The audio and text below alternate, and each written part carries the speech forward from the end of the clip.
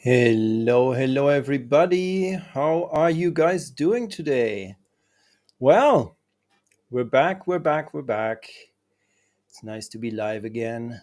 So, just before I went live right now, yay, I have a watcher. um, I noticed that EVMux was complaining about having lost connection with YouTube, but it seems like we're on. So, let's hope. We're going to wait a little bit for people to come in, but once you're in, it would be great to hear about where you're from. Are you a web designer? Are you a photographer? What do you do? Do you do anything else?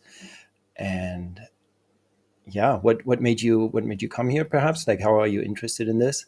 So that's going to be interesting. Hey Lamar, nice to have you, man. Thanks for coming. So this is wonderful. Let us know or let me know how photography here. That's awesome. Great. Yeah. Why don't I just while we wait for a few more people to arrive to talk about who am I? Perhaps I'm actually pretty new, at least to this YouTube channel. This is my second stream ever in my life that I'm doing alone. So excited times. And I'm a hobby photographer. So I do occasionally have assignments. And I used to do a lot while I was living in Montreal from 2008 to 2018. I had a client who did she did live music for weddings, so I used to join her a lot there and do photography for her. And I was working for an organization called Mundolingo, which is, by the way, an awesome organization. It got hit pretty badly by COVID because what they do is they actually organize events in bars in towns across the world, and you go to those bars and you get like little stickers of flags that languages that you speak. You put them on your lapel, and then you just walk into the bar and you talk to different people in different languages. So it's about connecting cultures, about connecting across different languages, across different religions and everything, and just getting people talking, getting people together. And I used to do the photos for that in dimly lit bars. You got to imagine like a decent regular sized bar full with 250 people at 9 p.m. on a winter night with bar lighting. So it was me, my Canon EOS 6D Mark II, and an f1.4 50 millimeter. And I was actually shooting at 1.4. So that taught me a shitload about how to do photography. I If you have a decent DSLR, I'm sure you know that you can, like, at least with the 60, and now I have the 60 Mark II, you can go up to ISO 5000. Even if you want to push it, you can go a little bit beyond that and still get actually really nice pictures. They're going to be noisy, but then, and this is one thing we're going to look at today in Darktable, you can actually turn them grainy. So instead of them looking like an oil painting with noise, they're gonna look more grainy. And actually, I always thought that was a very pleasing result. So yeah, but actually, what I do professionally is web design. So I photography has always been a hobby, and I've been lucky to get some employment out of it or some gigs out of it. But now I mostly do it to support my clients who want websites. So more often than not, they actually want live, not live, well, actually lively photos that show off what they do, and their work environment, surroundings, etc. It's obviously better to have original photography on your website rather than just stock photography or none, or like illustrations or graphics or something. And this is where I get some gigs every now and again. What we're going to look at today is, if you're curious, if you want to see one or two websites, we can look at websites, but we're going to go actually into Darktable, which I'm sure you expected from the title, and just going to look at my workflows, how I do photography, how I retouch photography. And being semi-professional, I think I have something to give to the community. So I've actually used Darktable since 2013. I love Darktable. Before then, I was using GIMP sometimes to retouch photos, but I was shooting in JPEG at that point. And before then, before I switched to Linux in 2009, I was using on Windows Vista, Windows 7, something called Photoscape, which is just this freeware that I think is even still around. but that gave you some basic stuff like bloom, but not too much. And yeah, I guess that's enough talking about myself for now. And we are going to add my screen to the scene. We have 2 people here. Thank you so much for being here. It's glad that you guys are watching. We are looking at Darktable. This is the latest version, and we're going to look at 3 photo sessions that I did in the past. Well, 2 of them I did in the past week, and then another one actually last year. And just to generally go through how I organize my workflows, how I go over doing photography or retouching photography. This is something I did with a client yesterday, which is in the Saarland, Saarbrücken, which is a small town, well, small compared to Montreal, I guess. It's a town near the French border in Germany. There about 200,000 people, and it's right next to a river, the Saar River. And so we get beautiful photos like these ones next to the river. And he's actually an energy consultant for people who want to, for real estate. And I just wanted to have photos of him with some of his equipment and that we're going to be able to use on his website. And the other one is going to be, we're just going to look at the other ones real quick. This is just actually me and a bunch of friends just going on a hike. So these are beautiful hiking photos in the Taunus region in Germany, which is where I grew up. And it's just me and a bunch of old friends. And then we have, I gotta look for it. This was in Ida Oberstein, where Bruce Willis was born. And it's my wife and my kid and a bunch of friends.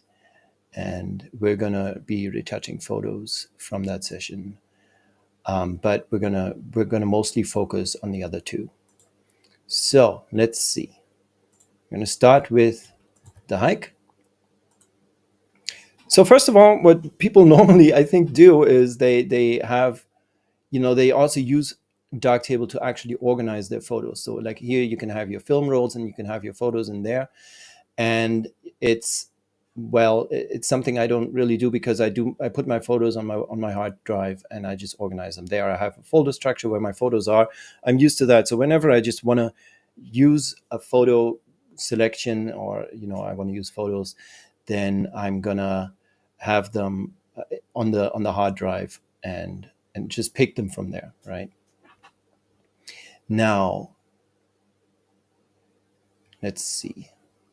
Yeah, let's start with this one. So these are completely unretouched. I think I did one where I touched a little bit, but first thing, obviously, that you would do when you have a selection like this, you do your culling, which is just selecting the photos that you don't want to keep. And it's, like I did that. I pre-selected the photos I don't want to keep, but it's really as simple as just going through them and pressing the letter R on the ones that you want to keep or not keep. So if I press R, it says reject, and then it gets this little red circle icon here that says, the cross, it's been rejected. And I did that now here. It's easier, I think, if we go full screen. Like I can press tab here to just remove the controls on the outer side edges of the program and just look at the whole photo. And if I want to see if a photo is out of focus or something, then I can go through them one by one here and then reject them this way. Sometimes it's just duplicates that I want to reject, then I can do it on the light table view that I just did. And sometimes, like here, if I want to go, like I can go back and forth and decide, okay, which one is better? And I decide I like the first one better. I can still go down here and then just press R on the second one. Or while I'm here, I can press R here, and then the current one is going to be rejected. So it's really pretty straightforward, but I thought it might be interesting for, some people who are watching this now or later to have this kind of information. Now, let's check it out. We have the first photo. I set Darktable up to use by default the sigmoid module here at this point to do some of the tone mapping in the image. Now, I encourage you, if you don't know yet about sigmoid or the filmic module or the base curve module, to look them up, because what they do, and I don't fully understand this, but I actually watched a bunch of videos on that. Even today I watched one and I read up a little bit on the documentation. What they do is they change the workflow type from a scene referred workflow to a display referred workflow. By the way, sound is fine. Just Lamar, let me know if the sound is off. You have trouble understanding me, but I would guess your comments say it's fine. Where was I? Yeah. So to a display referred workflow. So a scene referred workflow would be, since we're shooting in RAW, the camera actually captures a huge spectrum of information. It apparently it can go like at this point in how far we've advanced in technology, digital cameras can almost capture as much as the human eye can see. But a display, just a computer display or your smartphone or whatever display you want to use, is only going to display a certain range of information, like what's the brightest that the display can display or what's the darkest, right? Then there's the range between that, and other information actually gets lost, so to speak. So before you use Sigmoid, for instance, or the Filmic RGB or whatever it is, not whatever it is, or the base curve module, which is an old one that people used to use. Then Filmic came out, and then Sigmoid came out. Before then, you're doing a scene referred workflow. So you're seeing this here, scene referred default, right? Color calibration, stuff like that is actually applied on the scene level. So you're applying it on the whole spectrum. Whereas here, Sigmoid, what it does is it converts the image, the visible parts of the image, to match what a display can do. So to the best of my understanding, but please read up on that if you want to be really sure, you're gonna be working with a smaller spectrum of information at that point, or you're gonna be more likely to introduce artifacts or stuff like that. Now, the thing is, in practice, when you're actually just retouching your photos, unless, okay, let me say in my practice, when I'm retouching photos, it doesn't really make that much of a difference, at least none that I've noticed, because the photos that I retouch, eventually they are going to be displayed on screens. Like, I'm not selling them to be printed in and displayed at art exhibitions or anything like that. I'm just sending them to my friends, or they're going to end up on a website or something like that. So I'm using Sigmoid at the point that Darktable deems it necessary, because Darktable actually does, as you can see, it does a bunch of stuff on the photo before I even come in. And then at the last point, it does Sigmoid. So everything starting from here will, if I understand everything correctly, be display referred. And it's always served me well. Okay, so we're going to start retouching this. Up down here, we have quick access to presets that I've made. So I can make a style, which is basically just a preset of, modules that I can execute on this picture. And I've decided for myself that three things I always kind of need, or that makes sense to me, are hot pixels, a denoise, a very subtle denoise, and a little bit of local contrast. So if I select this and go with Awesome Preps Volume 4, you can see that there is now a little bit more contrast in here, local contrast, than it had. It has a little bit more pop, a little bit more depth. So this is before, right? And this is after. So it's very subtle, but it gives the image a little bit of an effect that I not gonna lie, I always like. I always think that looks nice. And then the hot pixels just do what it says on the tin. They remove hot pixels. So if you have your camera for a while, you've probably noticed that at some point on the sensor there's a pixel or 2 or 3 or whatever are gonna just die. So pixels in the image are gonna turn red or bright cyan or something like that, which means that the sensor at that point has a very tiny hardware defect, and it's going to show on your image as a so-called hot pixel. And this hot pixels module is something that you simply turn on, and then these hot pixels disappear. It just removes them. I wouldn't be able, I don't think I can show you hot pixels on this one now. I don't know if my camera has any or where they are. I never found out. So but yeah, it's worth looking up, and it's worth definitely just always doing this. And then for astrophoto denoise, this goes back many, many years when I was working for Mondolingo and I was shooting at ISO 5000. Hang on, let me get a bit of tea. By the way, I expect that we're going to be here for about an hour or something like that. So this is, yeah, this is about the amount of time I've planned, in case you were wondering. Astrophoto denoise. So this used to have a different name. I don't remember what it was called before, but I thought it was denoise, not denoise profiled. But yeah, it was one of the several denoise modules that Darktable has. There's a denoise profile, there's a raw denoise, and I always thought this does a really subtle job. While if there is, like I said, if there is grain or noise in the picture, if you try to really denoise it, if you try to remove that noise, then you always have to kind of you're always going to have to compromise detail. You're always going to lose some detail, and something that might have looked nice if the noise was still there is going to look not as nice anymore. It might look and end up looking blurry or smudgy or something like that. And what Astrophoto does is it gives you, was it Luma Chroma? Let me see. I'm going to find one that was shot at a higher ISO to just give you an idea. This is 1600. This is probably not too bad. So let's go into the darker parts of this picture, right? Let's say go here, zoom in full all the way.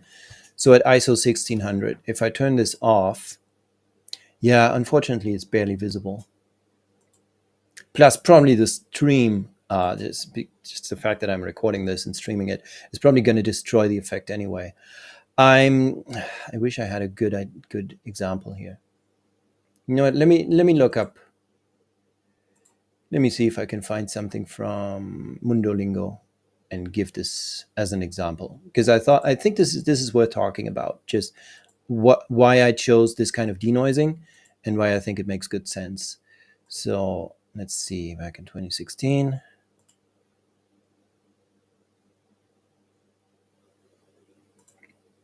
This is, by the way, this is me being prepared. Jesus, where is it? Do I still have a Mundolingo here, or have I only? I might have archived them all. Yeah, let's use this live gig. Okay, so these are all going to be at pretty high ISO. Let's see. ISO 1000, 1000, come on, no, 5 or something like 2500. 2500. Really? Okay, fine. Let's use 2500 here. Yeah, let's use this. This is probably a good one. So I'm going to duplicate this, pressing Control D, and I'm going to reset this to nothing. Yeah, so you can see I actually did a bunch of retouching on this photo. Now, if I zoom in on him, we can see it. We can see it here. Yeah. It's very visible here. I hope you can see this on the stream. This kind of looks like I said, like an oil painting, right? There's a whole bunch of noisy, grainy. It's noisy, right? And obviously, like if you scale this down to 2,000 pixels and then display it on, like put it on your website, it's not really even that noticeable. But it does make a visible difference once I apply that Astrophoto denoise. You can see how the grain is still there, but we're losing, and we're losing that oil painting kind of color noise. And I think it looks much more pleasing to have this just as a grain. And what it does here is, because it has this luma and chroma settings, Astrophoto denoise. This is off, this is on. So I can work on the luma. I can tell it to work on brightness. Well, luma would mean brightness, right? Let's see, how much to smooth brightness. And I actually told it to do nothing on that, but I'm telling it to work on the chroma. So how much to smooth colors, and that's what it's doing for me. It's smoothing the different colors here, and that's how we get to this grain. So we're not trying to hide that this was shot at high ISO. It's just part of the technology, and I think it works nice if we keep it that way. But we are getting rid of that nasty oil painting effect. And you can imagine if you're at ISO 5000 or 6000, this can actually salvage a picture that would otherwise not look very nice. Okay, so back to my homies here. Right. Yeah, so let's go through them one by one. So I did this already. I can compress the history stack, but it's not going to compress anything out of it. Obviously, everybody's workflow is going to be different. Here's mine.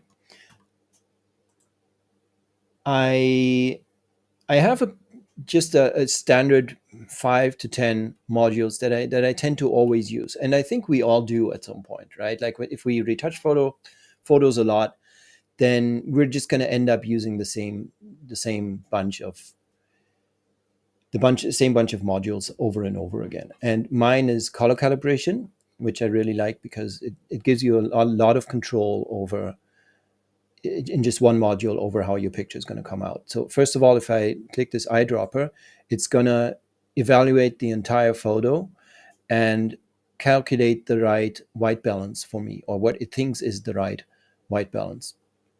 Now, if I want to really put a very natural look to this picture, then I can just look for something that I know should be gray. Oops. Like my friend's shirt here, right? That's a gray shirt. So it's on the spectrum between black and white. It's a monochrome sort of shirt, right? Or a monochrome part of the image. And if I just select this as the area to use for the color calibration module to calibrate the rest of the, of the scene, then this is what we get. However, I don't know about you, but I thought it looked better before. So let's go back. This is just warmer. It looks nicer and it looks more pleasing. And also, if I'm being honest, more natural to me. This is the scene that I remember. So, you go with your gut. Like there's no right or wrong here. Other people might see this differently, but you can just go ahead and manually raise or lower the temperature, right? I thought it's pretty nice to have it somewhere around here. So let's keep it that way. And there's a couple different things that you can set. And we're gonna see this probably with future pictures, future photos. But we're gonna move on to here, where I find, if I look for it, where is it? Color balance RGB. That's right, exactly.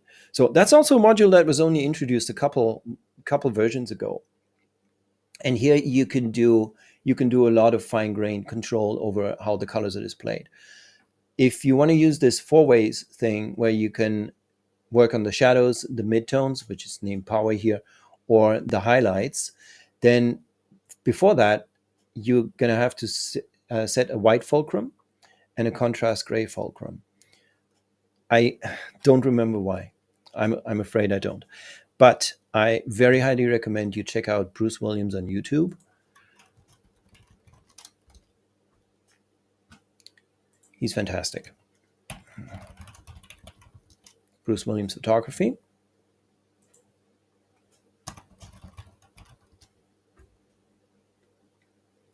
This Australian gentleman talks a lot about Darktable and how it works. And I learned from him why you need to press that button. And then I started pressing the button and forgot about why. So here we are. And then, but it does some sort of adjustment. Peak white luminance value used to normalize the power function. Okay, so this, yeah, it kind of discovers what the peak white is here.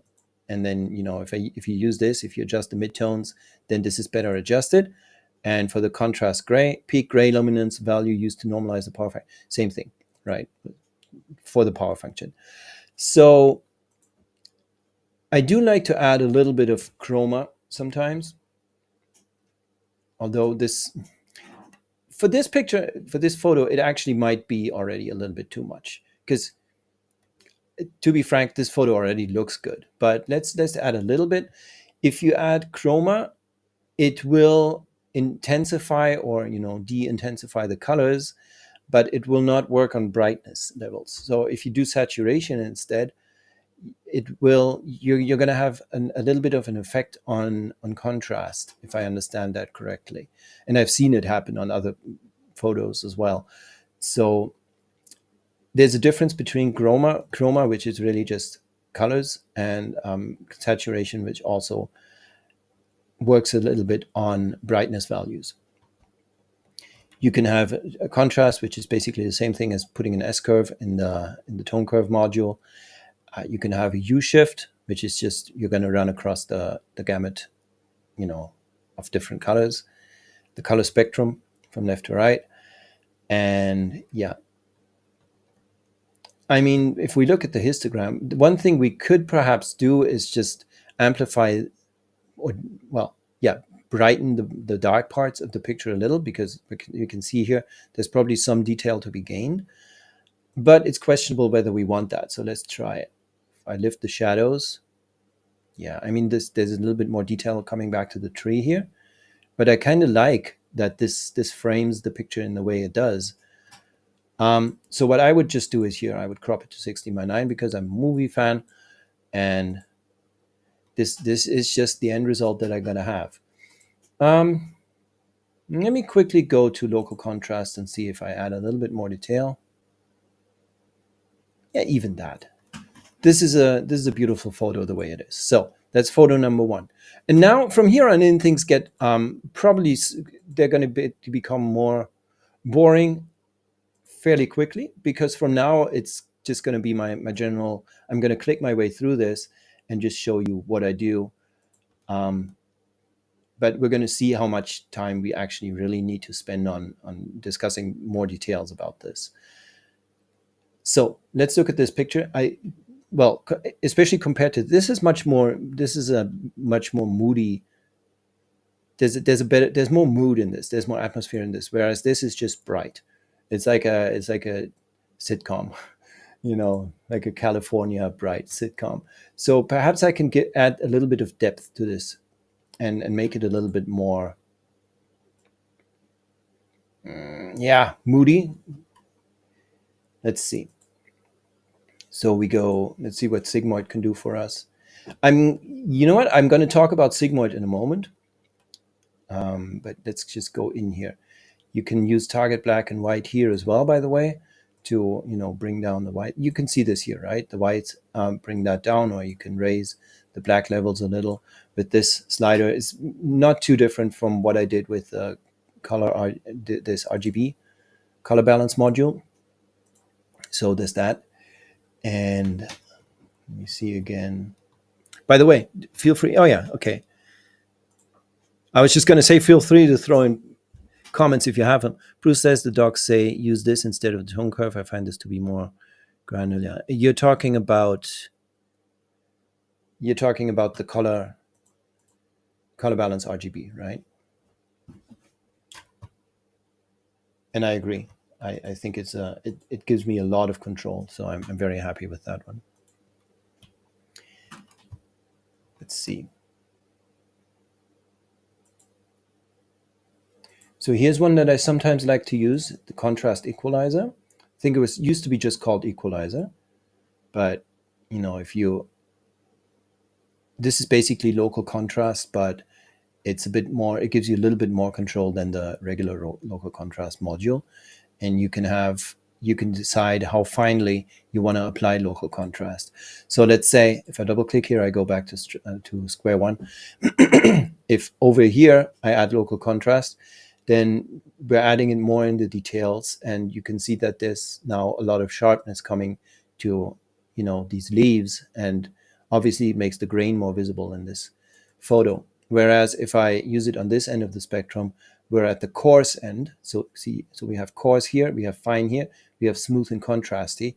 And if I use it on the coarse end, then you can see how it gets more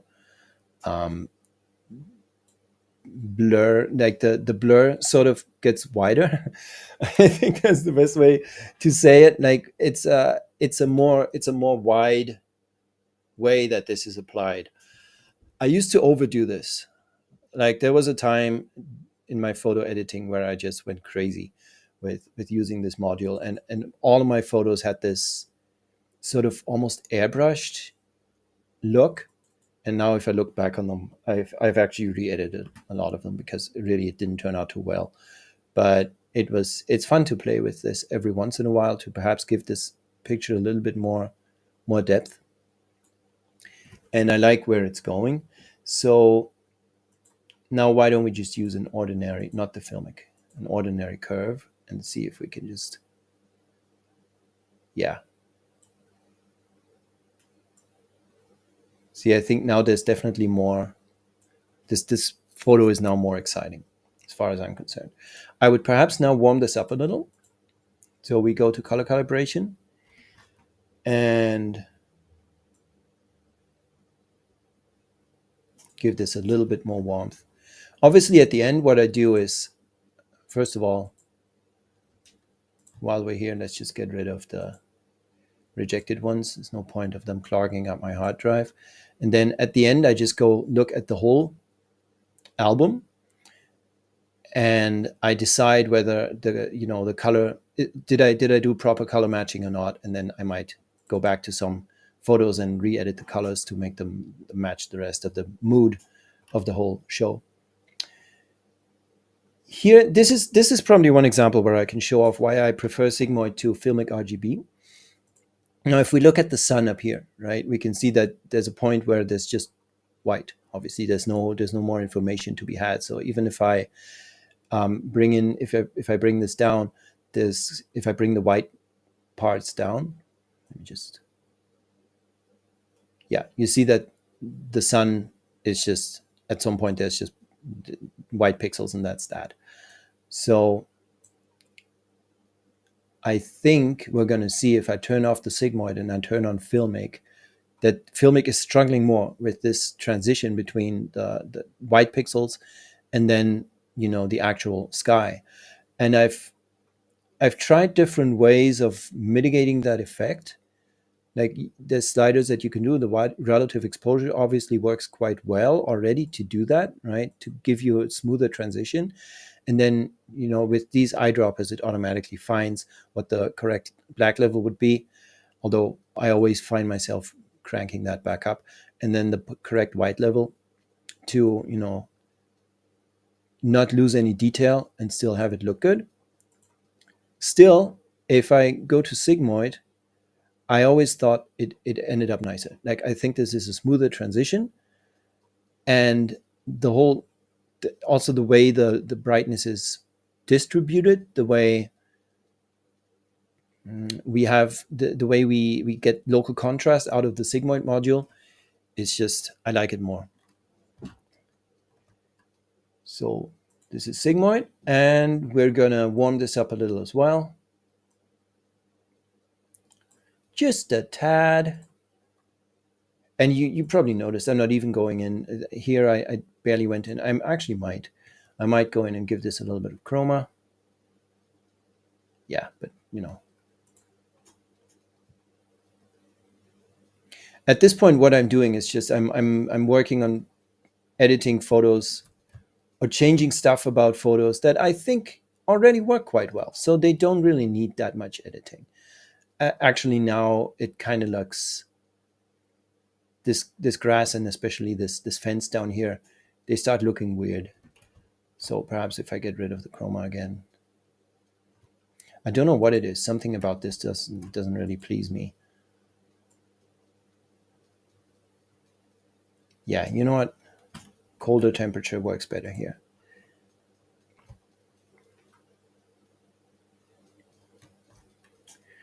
Color balance RGB, masks, bada bing, bada boom. And let's see if what happens if we put the shadows down a little. Doesn't really need the power slider, and the highlights are fine. So we're gonna skip a couple, because one that I really wanted to work on is this one here. And then I'm going to do all the other ones. There's a lot of Control-C and Control-V that you can do now too. So Control-Shift-C, you can just select what you want to copy, or just Control-C, you copy all the edits that were done to this one. And then if I press Control-Shift-V here, then I can insert either all of them, or I can decide, okay, I don't want, oftentimes I don't want the crop. But if I put this on here, yeah, okay, in this particular case, that didn't work. But there's probably cases, especially when photos are very similar, like you shoot them with the same lighting conditions and it's the same scene, you shoot different angles and whatnot, then you retouch one and then you just paste what you did on all the other images. So I'm going to reset this one, discard history. Yes, and I'm going to work on that later. Now, this one. I think this has great potential. I actually shot this scene twice. And the second time I shot it, I deliberately underexposed it because you can bring back more detail from underexposed areas than, a sky that is just white pixels.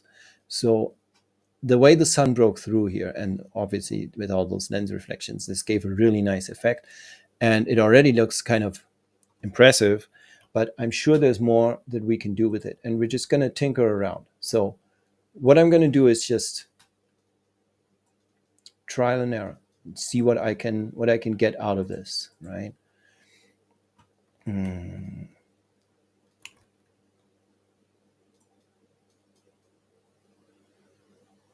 Yeah, having some contrast here is already a nice idea. Let's see if we bring down the target white, just looking at the histogram. That's not too bad. Go to this guy. Colors are actually fine, but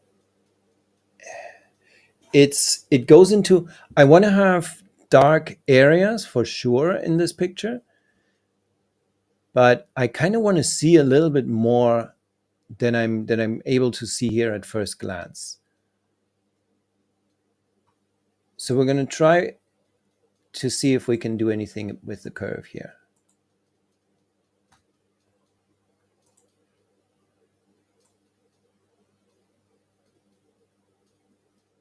Yeah, if I crank up the highlights, I compromise a bunch of detail. So I don't know if I even want to do that. If I bring it down, you know what, this is fine where it is. Yeah, with the power, I'm just highlighting, I'm just brightening the whole thing. So let's bring down the shadows and then see what happens if I work on power.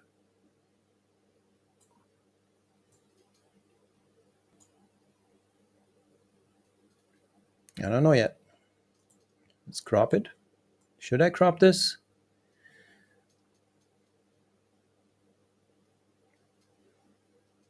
No, I don't think I should.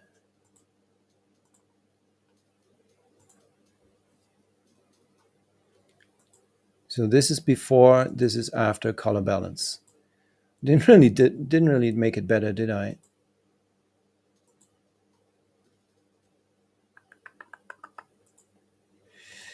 Yeah, I'm not too sure about that one.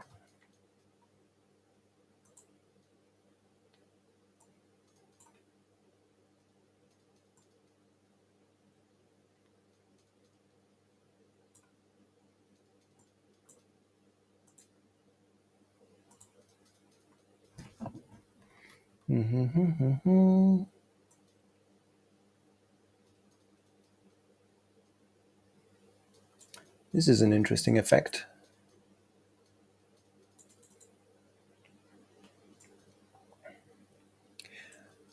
Lamar, tell me, how long have you been using Darktable? And did you switch from something else? Did you switch from Lightroom? Did you find, if so, did you find that,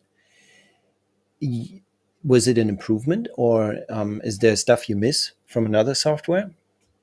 Would be interesting to know.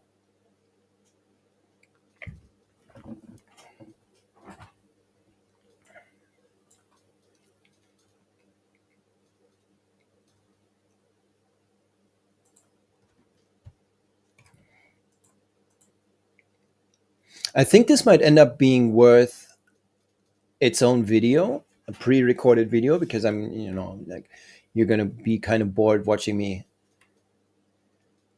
trying to figure out what to do with this photo, if anything, live.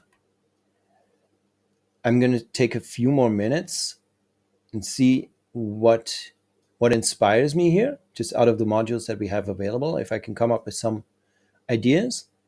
If not, we're going to move on through the session and at least touch on the other session with my client, and perhaps not the friends session. So let's see.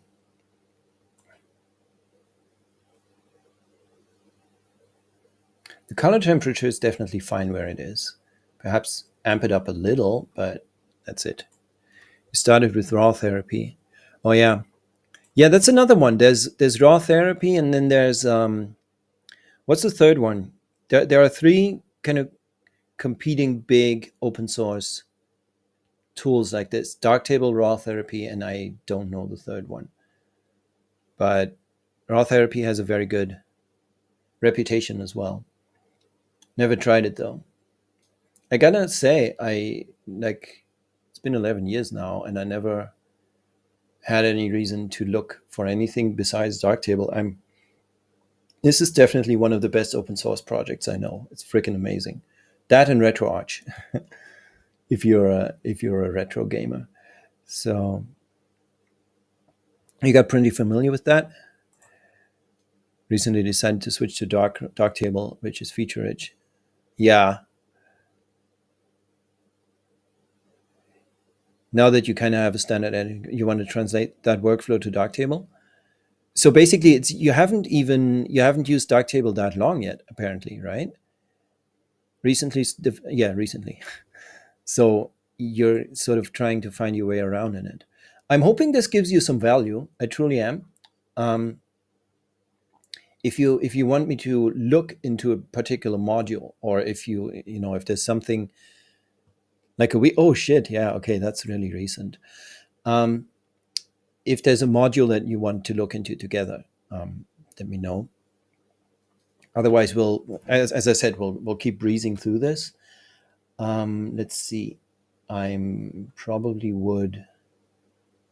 not really sure, honestly, what else I would do, because I know that I want to bring more.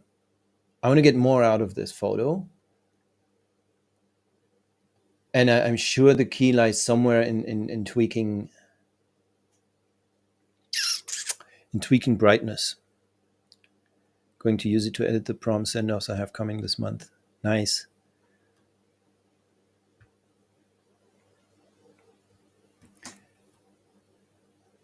I'll just show this for a moment.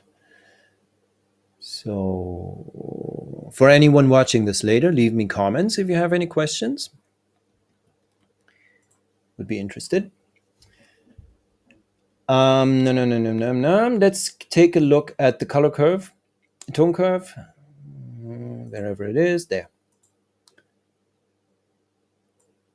And let's just go nuts with it for a little bit.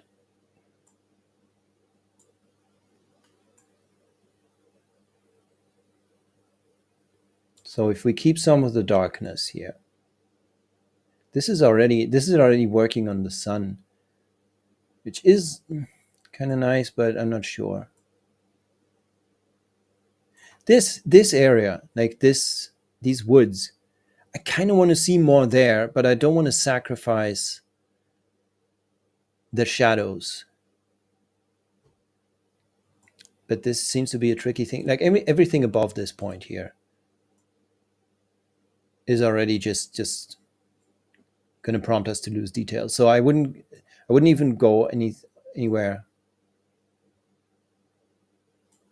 Perhaps even preserve this.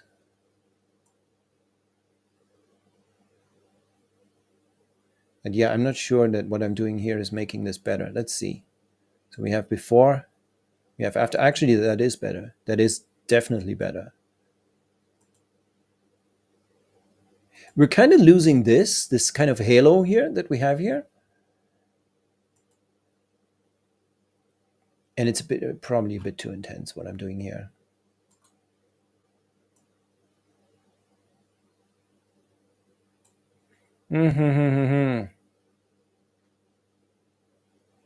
Still, probably, if I'm just tinkering. No, if I'm just tinkering with the tone curve, after a while, I'm going to come up with something quite nice here, I think.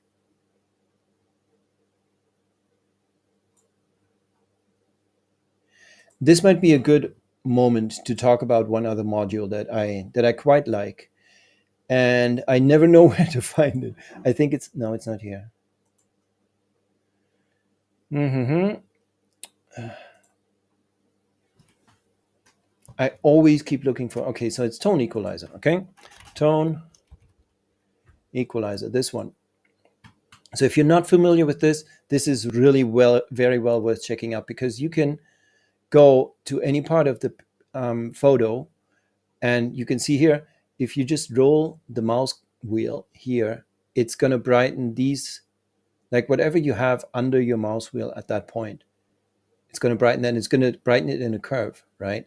So that way, it's one way to definitely bring out details, right? Like I can brighten this, darken this, but then I can brighten, let's say something like here, right?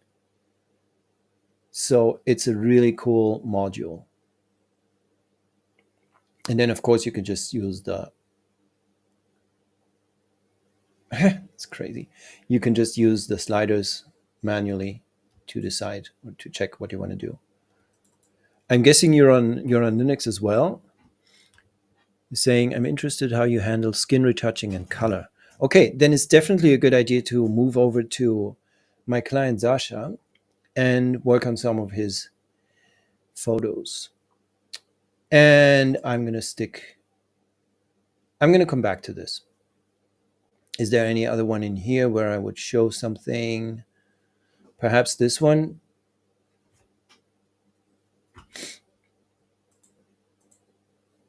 Yeah, it's not even that exciting. So let's see.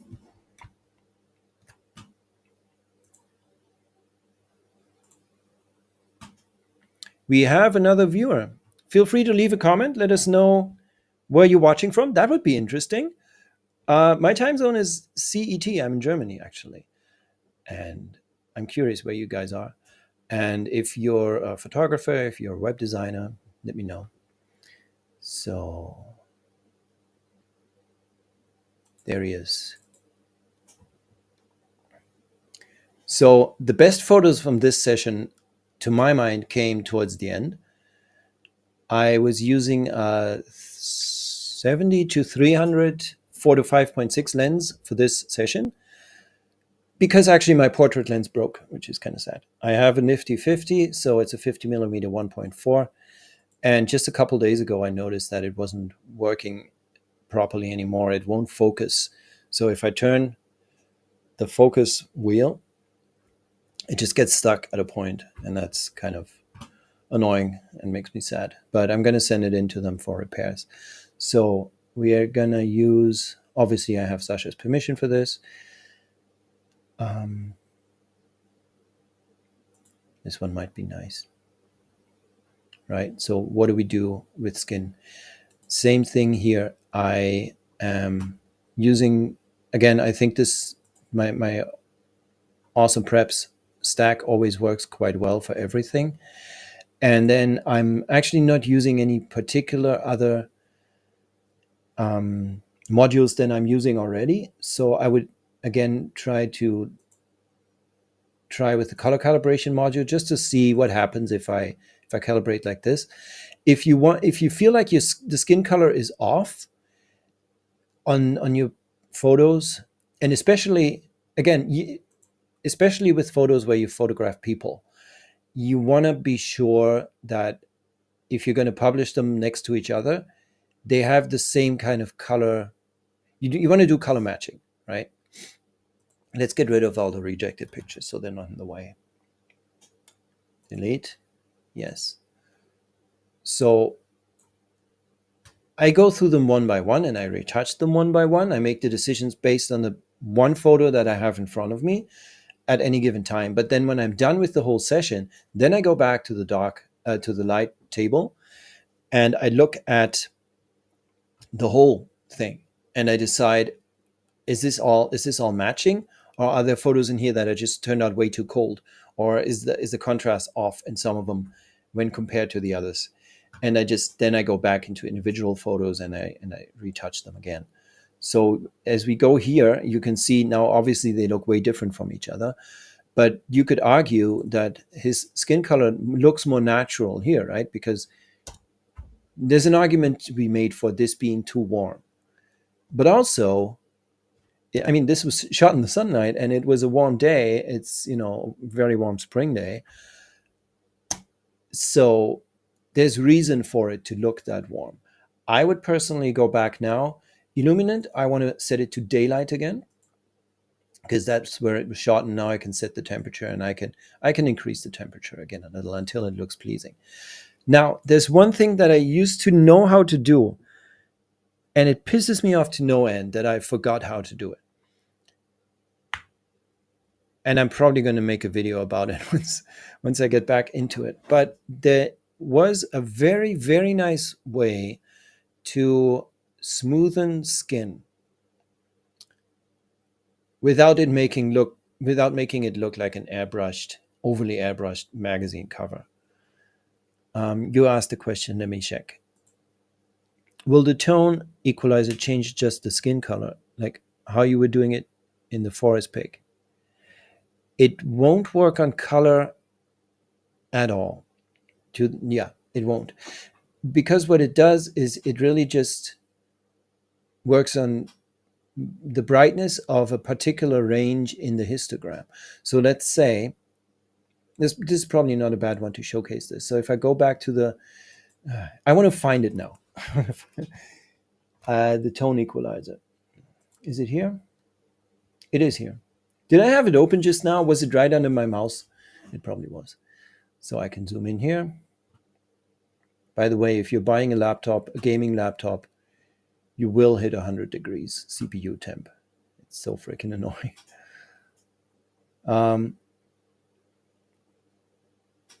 Yeah, let's just use it in picture again. Like, it's going to brighten his face because it just picks the areas on the histogram, like the areas of the areas of brightness from point A to point B. It's going to brighten those parts in a curve. So it's sort of like if you look at the tone curve. Should I use the RGB curve or tone curve? I think there was a difference.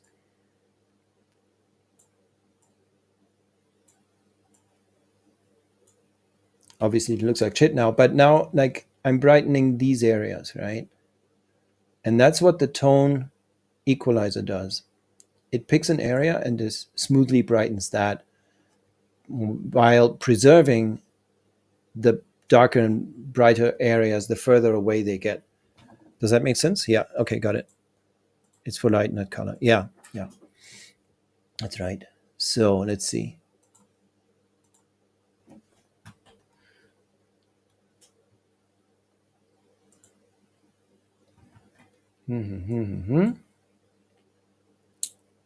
But I think we can agree that already this looks quite nice.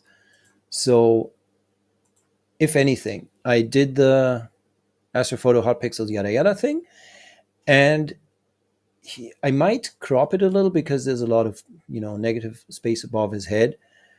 But if I do, I kind of want to stay with aspect ratios that are established, and oftentimes I just stay with the original image, and then obviously pretty quickly we're gonna cut off part of his arms, or it's gonna get pretty close to the edges. So it's again a question of taste how tightly you want to crop this, but I don't think this would be a good idea. But we could lose some of the room above his head, right? So something like this would be nice. And now let's say I've decided this is the right color tone that I want to have, right? Then now I can go in and just copy that stuff, Control C, and then just press Control Shift. Control C, thank you. Control Shift V, thank you. There we go. And it's going to do that. Now it applied the crop. We didn't want that, so I didn't have to go in to do that. I could just discard the history stack. Yes, press Control Shift V, and say I want everything except the crop.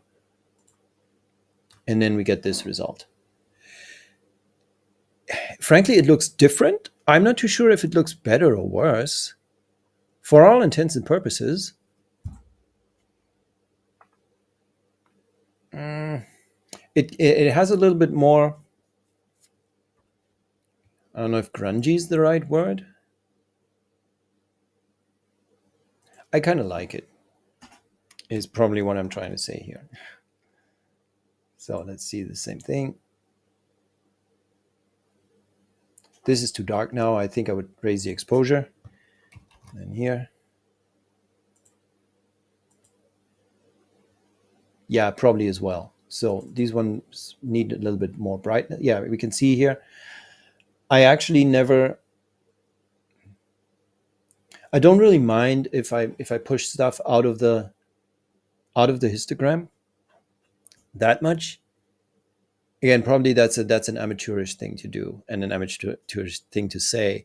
But if you if you sacrifice a little bit of the histogram or like the spectrum, it's still going to look. You just need to see if it looks cool. What you're doing, if it looks cool on your screen, and then I don't know, look at it on your girlfriend's phone as well and see if it looks cool there. But for what I intend to do with the photography that I retouch, I'm getting nice results just by eyeballing it. But obviously, there's people who, like I haven't even calibrated these screens, to be completely frank. So a professional photographer would totally balk at me for saying what I'm saying right now. Yeah. Now, so I brightened him up a little here, and I'm going to brighten up the next one as well. Exposure.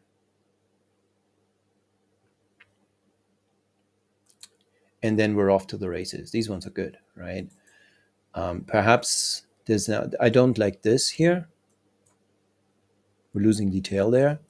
So what if I go back to, yeah. So this is already there.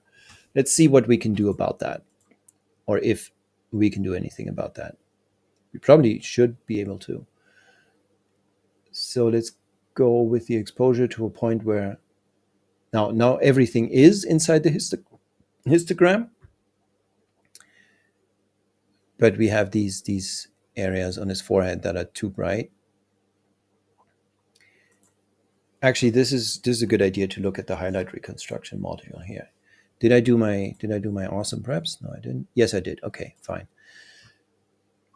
So there's different methods of highlight reconstruction, and I believe I can make a difference if I work on the sliders and if I try different ways of reconstructing highlights. But I might be wrong. Clip highlights. They changed this a lot. Yeah, segmentation based was a lot. I think in the previous 2 or 3 versions of Darktable, this was introduced only recently, and then it was changed around a lot. The histogram is a guide to me, not a rule. It looks good. I go over to, yeah, there you go. Exactly. Clipping threshold. For some reason, I expected this to have more of an effect, what I'm doing right now. Candidating. Nope.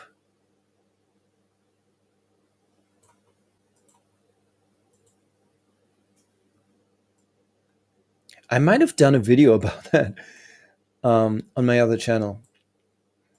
Why is it not doing it?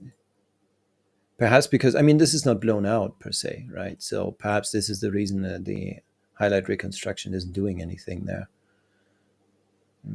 Gamma checking? No. Clipping indication. Nothing here is really clipping. Yeah, a little bit is clip, but yeah.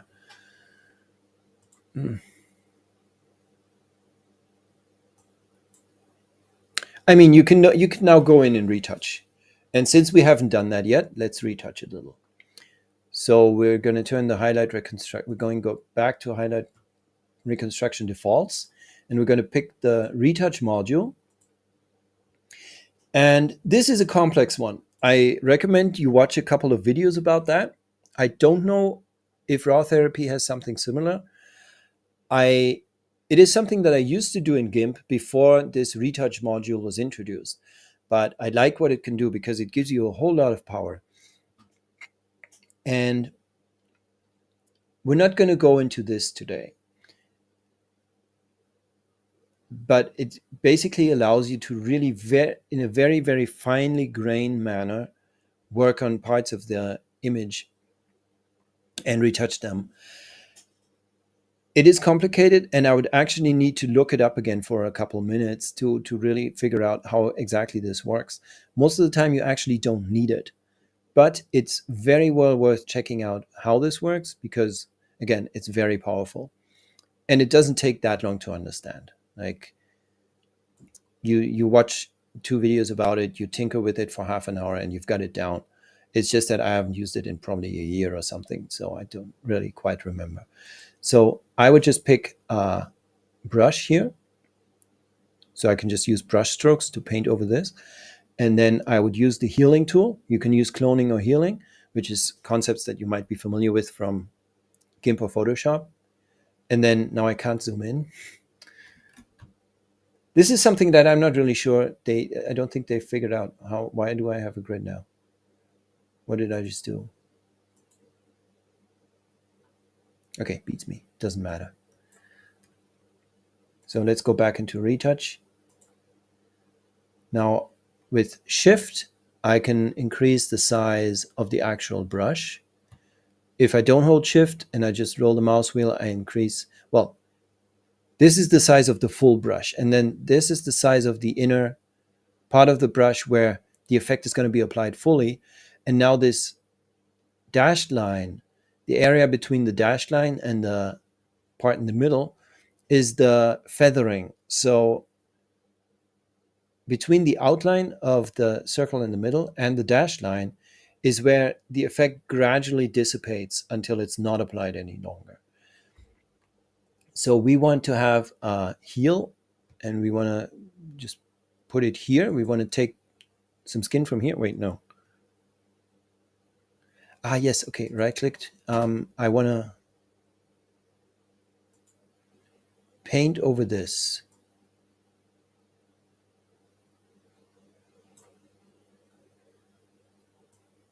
And I want to take my cues from here. Now, if I tighten this a little,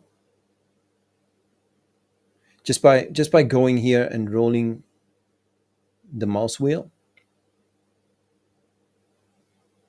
I can tighten this, and then I can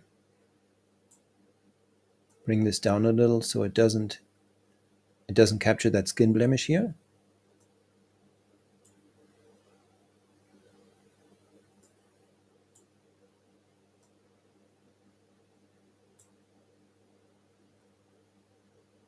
And now let's see if we attenuate the effect a little,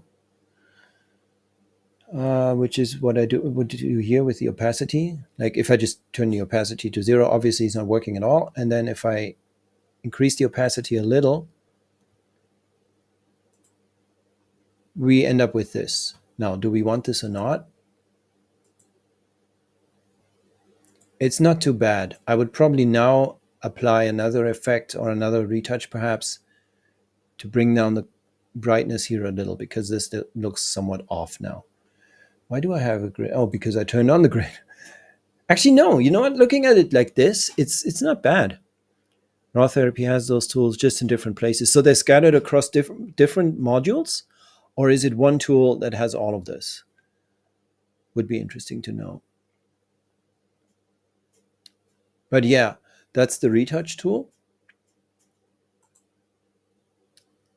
And this kind of sums up my workflow. I think I've covered the most important parts. Obviously, there's always more. And, I'm familiar with probably a third, I want to say, of the modules that are available in Darktable, because this thing is huge. And there's a ton of science behind it, right? Like, I wouldn't even begin to understand all of it. I actually have a book that I bought on Darktable 4. And then I want to start reading. So I'm probably going to do another live stream at some point in the future when I know a little bit more, when I've learned some new tricks. But I think this sums up fairly well what I have to share today. You said that actually works for me. So I think we're good. Thank you very much for watching. if you have any further questions, don't hesitate to reach out. Obviously, I'm in the Facebook group, so you can reach me there. Um, I'll be happy to contribute whatever knowledge I have, and I'm hoping this gave you some value. And I wish you all the best with Darktable. I think you made a really great choice, and you're going to have a lot of fun with this. Enjoy the prom night. Yeah, enjoy that. And I will see all of you guys soon. Thank you very much for watching. I hope there's going to be also some fewer future watchers. So please let me know if you have any comments, if you want to know anything else. Awesome. Have a great time. I'll talk to you guys soon. Bye.